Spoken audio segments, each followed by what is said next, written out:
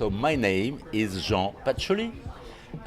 I'm actually CEO of one of the major French publishing company in graphic novels, which is called Glénat.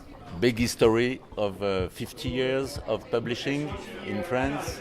And as a member of the Union of Publishing for Graphic Novels in France, we have decided to sustain and support our artists to try to make American people better know our catalog and what we are doing. So all together with our colleagues from other publishing companies, we set up an association to promote French bande dessinée in America, which is the French Comics Association. If you know about comics, probably you know about the big success in France, which is Asterix. So Asterix is really number one. And number two, only after 20 years, is Zep.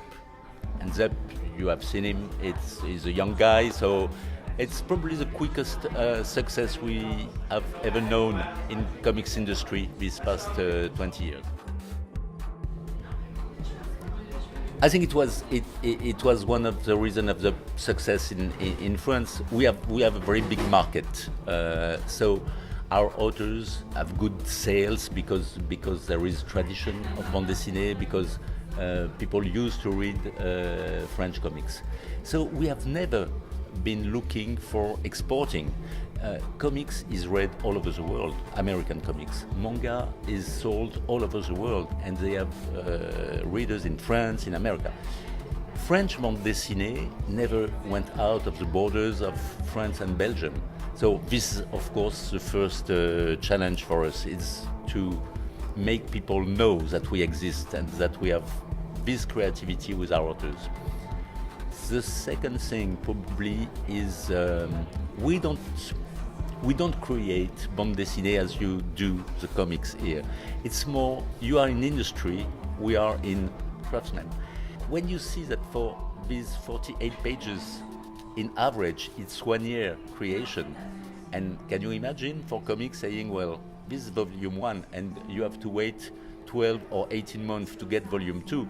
I mean, people would turn back and say, okay, forget it. And so we have a different approach, different way, and we have to make people understand how we do this art, because it's art, but it's very different the way we do it there with your way here in America.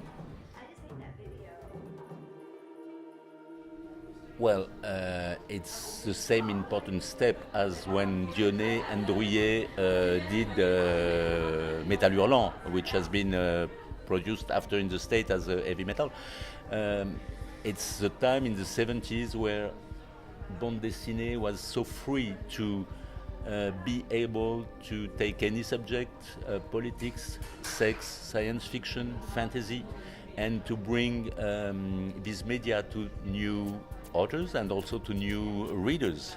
No borders. I mean, you could treat any type of subject in this period.